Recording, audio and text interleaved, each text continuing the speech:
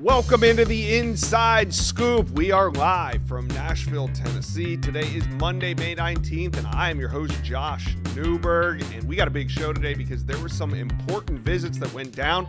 There was even some secret visits that went down over the week. So jump on board, hit subscribe to the On3 Recruit channel. We're going to get this thing going. We want you to be subscribed. So today's show, we're going to talk Auburn, UF, and LSU. So let's get to it.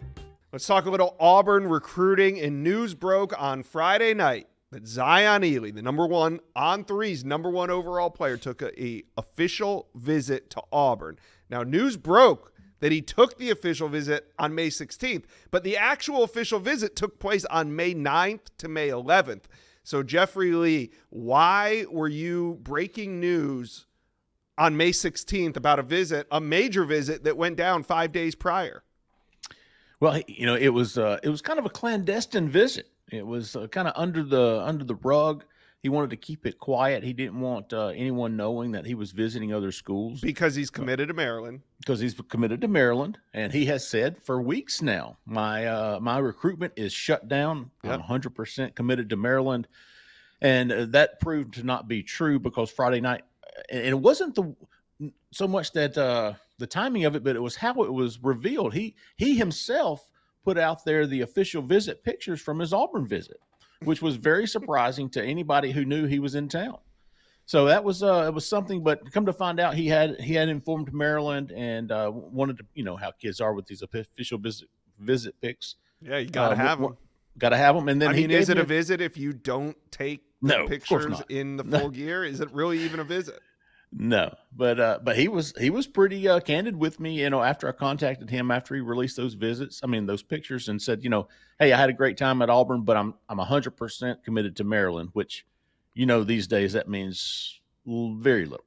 Well, because the full quote that he gave you is, quote, I'm still 100% committed to Maryland and my recruitment is still closed. Now, he had committed to Maryland. He had 4 or 5 official visits set to take. He said at the time, this was back in March, my recruitment is closed. I'm going to cancel all my official visits. So now he pops up at Auburn, takes one of those officials, and then says his recruit. So did he briefly open that recruitment just to close it again? What? He opened the window, stuck his head in, and then shut it again. Then shut it back. Yeah, it's but to be honest with you, the relationships he has with Auburn, Wayne Dorsey, the former St. Francis Academy coach, Rock Bellantoni, Hugh Freeze, DJ Durkin, especially with DJ Durkin in that school. I don't. He had initially said it for June the 6th, and even though he shut it down, I think behind the scenes Auburn was still expecting him to come in. Now that's going to be a big weekend for Auburn. So in order to get him in on a quiet weekend, they moved it up to a weekend that nobody knew. Nobody was going to be there. They snuck him in, snuck him out, and then 5 days later he's like, "Yeah, I was there, by the way." So if you're on the Maryland side of things, you're thinking, well, he took a visit when he said he wasn't going to. This can't be good. But then also if you're like on the Auburn side of things, if you're an Auburn fan, you're looking at this and you're like, well, he came and visited us, but he didn't say anything. He doesn't want to talk about it. So like which side should feel good about this new development? Well, this is kind of how I pitched it to Auburn fans. If he were committed to Auburn and said all those on my recruitment's closed, I'm shutting it down, no more visits, I'm done, I'm committed to Auburn, and then we find out he went and took a little clandestine visit to Maryland, I think Auburn fans would be extremely worried about what was taking place behind the scenes. So, in my opinion, I think it bodes well for Auburn. He said all these things before the visit. He snuck in, then he says all the right things for Maryland after the visit. If I'm an Auburn fan, I'm feeling pretty good about what transpired over the last 7 days. Okay. So what do you think? Set visits at 0.5. Do you take the over or under for Zion Ely between now and September 1 to Auburn? You taking the over or under? September 1, I'll take the under. Okay, so you don't think he's going to visit again before the season starts? I think he could be back for a game. Okay. Give me December 1st, and I'll take the over. September 1st, I'll take the under. So you don't think that this recruitment is closed? No, absolutely not. All right, we'll leave it there. We know this is gonna be something that we keep an eye on for a while now. Do you think there's any other teams besides Auburn that we could be talking about down the road? To my knowledge, no. Yeah, it doesn't seem that way yet until we see him Right. possibly post another. I think it's funny. He keeps it quiet, and then he's the one that kind of Right. puts it all out there and blows it all up. So, all right, I don't know how to take that, but we will keep an eye on it. Vodney Cleveland. Let's talk about the defensive lineman. He was on campus this weekend for his official visit that we knew about. We knew he was coming in. He took it. He talked about it. What did he say afterward? You know, entering the visit, Auburn was a tier 2 school for him. Right. You know, Florida, Miami, who else was in there? Texas. All three of those schools, I think, were tier 1 schools for him. Auburn was a tier 2 guy, tier 2 school. Leaving the visit, he's like, man, Auburn helped itself a lot. Auburn's now a tier 1 school for me if not gunning for that number 1 spot. So I think Auburn made a big move for Vodney Cleveland this weekend. All right. A couple other prospects that of interest to me was Pensacola edge Trenton Henderson. He was in town for that official visit. Do the Tigers lead coming out of this one? Possibly. Obviously not publicly, but I think there's a lot of confidence at Auburn. I think the relationships he has with Rock Bell and Tony, who came up from FAU, FIU. I don't know. Anyways, there's a big connection there with Rock, and Trenton already liked Auburn. I think Auburn's probably considered, at least presumably, the team to beat with him. Yeah, felt that way. All right, what else do Auburn fans need to know coming out of this big official visit weekend? Made a good big splash with Tank Jones. I thought getting him back on campus after visiting, I think, for Big Cat just a month ago was a big deal for Auburn.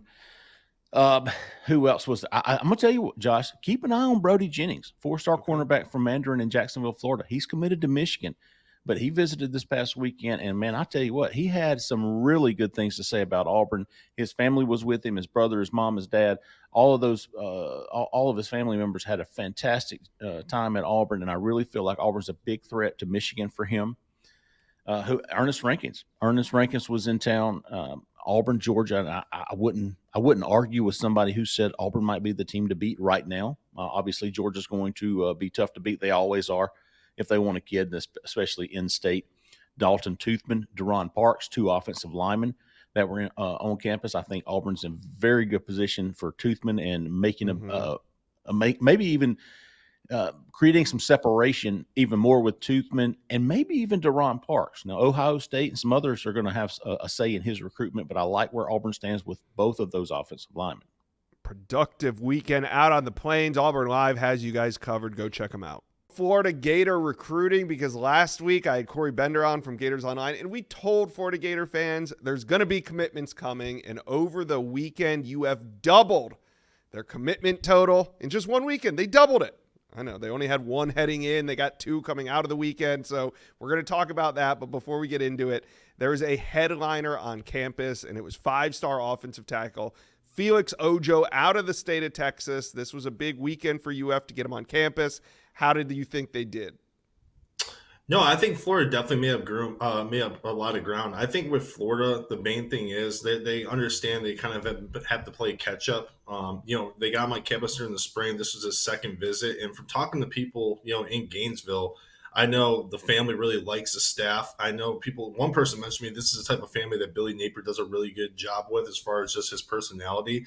And we did ask him as far as what's the main pitch with Florida. It's early playing time. And even Ojo said, I might not be able to start right away, but I think I can see the field early in Gainesville. And I think obviously with Jackson Cantwell, with his NIL deal with Miami, that was another thing that a lot of the reporters asked was, you obviously saw the NIL deal. How important is that to you? And he said, hey, I'd be lying if NIL wasn't a big deal to me. And he said Florida's coming competitive in that department. He didn't want to obviously list numbers, and understandably so, but he said Florida, they're definitely competitive with that. When you mix that with early playing time, the NFL experience with Florida's offensive line coaches, Florida checks a lot of boxes, and there is more optimism in Gainesville coming out this weekend. But this is a kid, he went to Colorado already in Florida. He still has Ohio State, Texas, a lot of OVs coming up. Mm-hmm. I think the biggest challenges with this, Florida be not as fresh in his mind compared to these other schools. So in my opinion, I think they're going to have to get another visit if they want to get him in the fold before the end of summer. But he did mention that he still wants to take some visits in the fall. He mentioned the Florida State game Florida plays Texas this year. So there's a lot of big games this fall that he could potentially go to. And I think if Florida wants to get him in the fold, I think they're going to have to get him on campus one more time. That's possible. They could do that. You guys did a thorough job of covering all the visitors that were on campus, and it was a big weekend in Gainesville. So who do you think, though, when you look at the totality of the weekend, who did the Gators really make up ground on? Yeah, I think there's two I'll definitely mention. I think one of them is Chauncey Kendon out of Sarasota Booker, one of the top cornerbacks in the country. A lot of schools like Georgia, LSU, those are two schools that have been mentioned quite a bit for a while. But from our understanding, the in-state schools might be in the best spot right now. You got all the big three: Florida State, Florida, Miami, all competing for him. In Florida, since the spring, they got him on campus in the spring, and they ever since then they got the OV. They got vaulted into his top six. And this weekend, they really rolled the red carpet and made another leap in this recruitment. And I think right now, Florida's not just a hat on the table. I think Florida definitely is a strong contender with them. He has a really good relationship with Deron Wilson, the secondary coach. And obviously, early in the year, Florida, Will Harris was the former DB's coach who's now in Miami. We thought that was kind of going to, really knock Florida off the list. Bringing in a new DB's coach, trying to compete with all these schools, trying to play catch up is probably the best way to say it. But I think one thing that's helped is the long-standing relationship that Kendon has with Billy Napier. Napier himself visited him at school in January. So when they were going through that transition as far as getting a new DB's coach, Napier played a pivotal role as far as keeping Florida on his radar. And now, obviously, Deron Wilson, the new secondary coach, has done an exceptional job recruiting him. And the belief that we have from talking to sources is that Florida definitely has a real strong shot here. It's another situation where, remember, this is the May 16th weekend. A lot of these kids are just going to start taking other OVs at the end of this month and through the middle of June. I think the biggest thing with Florida is trying to stay fresh in his mind. But I think the biggest thing to look at right here, I mean, Florida got him on campus in the spring, right? And that led to this OV. That was just one visit that really catapulted Florida into more of that serious contender category. And another big reason, too, is the presence of Billy Napier. I mean, he visited Kendon at school back in January. And, when Florida had to hire a new DB's coach after Will Harris went to Miami, we thought that was really going to knock Florida completely off his list. They were still playing catch-up at that time. But I think the biggest thing was that, we thought Florida definitely wasn't going to be mentioned as a possible OV, especially with his OVs already being set throughout June. But Florida was able to get on campus for the first OV. That presence of Billy Napier, he visited Kendon at school in January, and now Deron Wilson, the new secondary coach, has done an exceptional job of recruiting him. So I think right now, Florida, they're definitely just not another hat on the table. I know optimism is fairly high after this past weekend. And another big thing too, Josh, he's actually planning to come back here later this summer for OTA. So I think that's a huge thing as far as Florida. They need to get them back on campus. When you looked at this whole OV list, it was a very star-studded, a lot of big names, but there was clear ground to make up probably with all of them. But I think when you look at Kendon, he was one of the biggest risers. And I think one other one too, Josh, is Carson Baker, the running back out of Georgia. Florida didn't make his top five, and heading into this weekend, he even said Florida trails all those schools. But I told people at Gators Online, I said, yeah, they trail these schools, but I don't think it's as steep of a ground they have to make up compared to other recruitments, because Florida offered him last year. Tavares Dice, his former teammate, he's in Gainesville. And then Florida was Florida was kind of hot and cold on him. And I think once Florida always showed more interest in this kid, I always thought they were a realistic contender. They're probably closest to home compared to all the schools he's considering.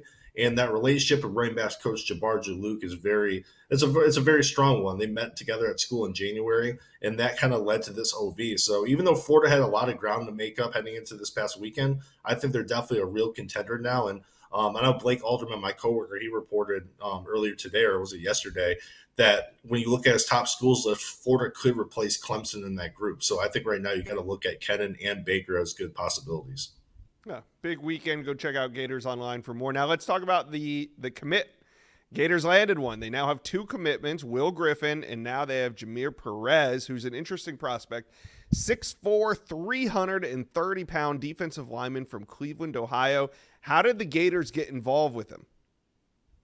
It's interesting, Josh. So they offered less than a month ago. So I remember they offered him on a Friday. We spoke that day, and he said, hey, we want to get an OV set. You hear that with a lot of kids, though. It's kind of late in the game. The kid already has OV set.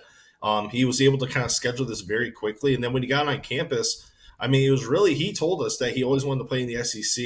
He obviously felt really at home with the staff. And I kind of told people over the weekend, I spoke to someone on Saturday. He got in late Friday night, too. So he got there fairly late. And then someone told me on Saturday morning, they're like, hey, we have a really good chance with this kid. He's from Ohio. He has the Buckeyes offer, but, Florida felt pretty good. And you kind of take that for what it's worth and you kind of see how it goes. But then buzz carried over in the Sunday morning. And this is a guy that said, as far as Florida finishing off on a high note last year, he loves the trajectory of the program. He really connected with his staff. And I think the biggest thing he said was, hey, I've always wanted to play in the SEC. He goes, I'm an SEC body, I'm an SEC type of player. And that led to his commitment. And I'm still kind of surprised. I thought, he still had Ohio State, Wisconsin, some other schools on the official visit schedule. And he said all those are canceled. And I've always kind of said it's really going to depend on, how hard how hard is Ohio State going to push for this kid? Was it going to be the, staying at home, playing for the Buckeyes, the school he loved growing up? Or is it going to go down and play at Florida, the SEC, the palm trees? You know how these kids are. They come down from the Midwest and they kind of get to Florida and they just love the weather, all that mixed in with the SEC. And that's ultimately what it was. But now the thing is, you get him in the fold this early. Once games roll around, we know Ohio State always has a really good schedule, right? They have all these big games inside the horseshoe. Is he going to be one of those guys that gets there for a game, especially if Ohio State pushes for him? So even though they have him in the fold, I think it's a guy you still got to kind of monitor over the long haul because of that proximity disadvantage where Florida is. But as of right now, yeah, he's committed. He says he's locked in, and he said, "quote There's no more room for anyone else in my recruitment. I'm locked in. I'm a Gator." So we'll see how it all plays out. But definitely, you said 330, Josh. This weekend he actually weighed in at 360, way bigger than I thought. So he's a big nose tackle, a guy that Florida has been really on the hunt for this cycle. Yeah. All right, Gator fans, exciting stuff from the weekend. So who do you think could be the next to commit to the Gators? Let us know. Time to talk LSU recruiting, and we got a major development. Their top quarterback target, Bo Bentley, is down to 2 schools, Oklahoma and LSU. Now, the On3 industry has him ranked as the number 7 quarterback. We have him ranked at On3 as the number 5 quarterback. Shay, if LSU is sitting in this top 2, do you have them at 1 or 2? I think you could do the 1A, 1B thing here. Look, there's some people who do think LSU might have an edge. I think it will come down to official visits and them really sitting down and talking everything over, Josh, because remember, early in his recruitment, OU was viewed as the team to beat. Why? Yeah. He grew up as a fan of the Sooners. Even living in Texas, he was a guy who was kind of high on Oklahoma, and because of that, when he became a kind of took off as a national recruit, Oklahoma was front and center. But here we stand. He started for the first time this past year.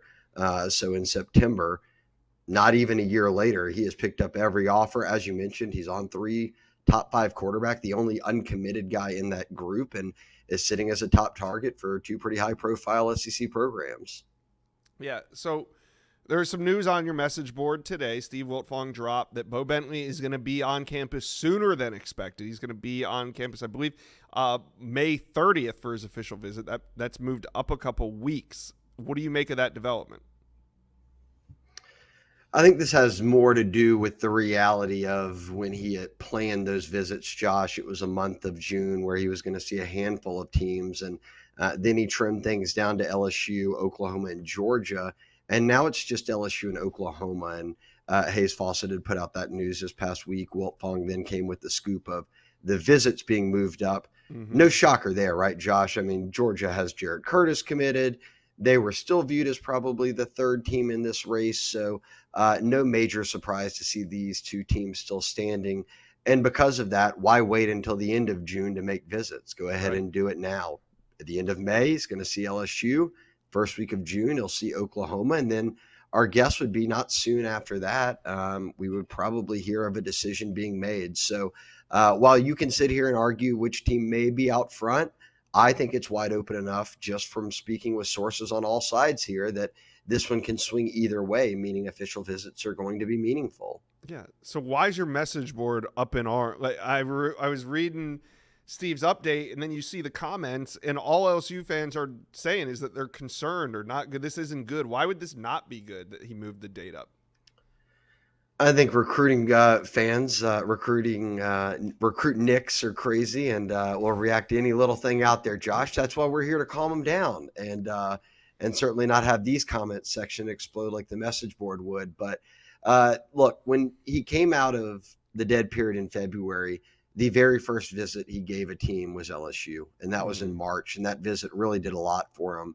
Then he released his official visit schedule, and LSU was getting the last visit. And a lot of times people see that as you've got the final impression on him before the dead period and his announcement, and you've kind of put yourself in a pole position. Yeah. Does now getting the very first visit followed by Oklahoma as the only other visit, does that hinder your chances? Does it matter? I mean, we could dig through a million recruitments, Josh, where the final team won out, and the first team that got the visit won out, the middle team that got a visit won out. I don't think I'd dig as deep into that one as the reality that, hey, look, he's going to have to choose between these two schools. And if he's visiting both in the span of 7 days, I don't think it really matters that much if one is first and the other is second. Yeah. I think both are going to be heavily on him with phone calls and everything else all the way until he makes his decision ahead of his senior season. Yeah, and I think also just the position, quarterbacks kind of tend to come off the board sooner than later. So a quarterback moving up his visits almost tells me he wants to get this decision done a little bit sooner. So we'll see what happens here. But the weekend that he comes in to visit, is there going to be any other official visitors? Meaning, is there anybody on this LSU commit list that Bo Bentley's close with that maybe LSU could bring in for a weekend to kind of, host him on that visit? Yeah, look, they're going to have a number of guys in that weekend already lined up with official visits, but they're also going to have some other guys. The plan will be now to bring in others who kind of he's gotten close to. And I think when you think of a quarterback, Josh, you've got to start with receivers typically. And LSU's they've got 3 receivers committed. All 3 are ranked in the top 10 of the On3 industry rankings. So that's a big pitch right there. I mean, you've seen what Jamar Chase and Jefferson and Malik Neighbors and Brian Thomas, all these guys have done going on to the NFL at receiver. But more importantly, obviously, what Burrow and Daniels did winning Heismans. I think that we saw that in the Lincoln Riley years, right, at OU. And a lot of guys become infatuated with that. And kind of drawn to that as high school quarterback recruits that had an offer from OU and other big schools. And now recently we've seen the same with LSU. Look, it didn't work out with Bryce Underwood, but they held his commitment for a long time. When you lose Bryce Underwood and you turn to this next cycle, LSU fans said the same thing you did, Josh. Dominoes drop early for recruits. Like, you're behind the 8 ball, right? Well, fortunately, Joe Sloan and the staff had been recruiting guys in this cycle, and look, Diabell went to Texas. Jake Fetty was a guy they were heavy on that ends up at Arizona State. Faison Brandon, they had recruited early on. He went to Tennessee. But Bo Bentley was one that they had recruited who just remained uncommitted. And for them to still be in this final 2 now with the team that was always viewed as the front runner in Oklahoma, I think is a big positive. So get guys in that weekend, whether they are committed or uncommitted and making official visits, or committed. And I go back to the receiver. Tristan Keys is someone he's gotten close with, through texting and kind of getting to know each other as a headliner of LSU's class. So don't be surprised to see Tristan make the drive over that weekend. It's only 2.5 hours from Hattiesburg to Baton Rouge to try to lend a helping hand there. And LSU's always got something up their sleeve when it comes to former players too. So I will not be surprised if some notable former players aren't hanging around that weekend as well. All right. Well, dare I ask, what happens if it's not Bo Bentley? We'll see. I think the one good thing is right after the Underwood thing, and look, it gets forgotten about because they didn't sign a quarterback when in the 11th hour, really, Underwood leaves. They went to the portal and got Michael Van Buren. He was an SEC starter a year ago at Mississippi State. He had an LSU offer coming out of high school, and now he's sort of the heir apparent to Nussmeier if they don't either go into the portal again, or if Bo Bentley or someone like that doesn't come in and beat him out right away. So you've got a little bit of a buffer zone, but at the same time, you're going to have to pivot. And it's been very clear Bo Bentley is their number 1 quarterback, and I do not expect them to do anything with anybody else until Bo Bentley makes his decision, or until it becomes clear of which school he's choosing after these upcoming visits. So Josh, in that light, maybe it's a good thing that he moves up these visits and the date of a decision potentially, because if you don't get him, now you've got an extra month to where, had he announced in July, it's a dead period, you don't get him. Well, you can't get anybody on campus till the end of the month, and then until really September when you're playing games. Yeah. Now, if he announces, let's say in July, you can still bring guys in the month of July at quarterback that you may be on, whether it's trying to flip him or guys who they hand out new offers to. So I think it makes for a really intriguing kind of stretch here now that the final weekend of June before the dead period, he's not on campus, and then you wait for a decision. You'll probably find out where he's headed before then. All right. Well, for those scoring at home, I really like where LSU sits right now with Bo Bentley. I just had to ask maybe what's next for LSU at quarterback because hey, you accurately predicted year, Underwood. Yeah. You accurately predicted Underwood. So, but I got a really good feeling you, now for Bo Bentley. Okay, we'll ride with you, Josh. Faith in Josh. We're not bailing on the Josh Newberg predictions after last year. No, we're not. All right, go check out the Bagel Tiger for more.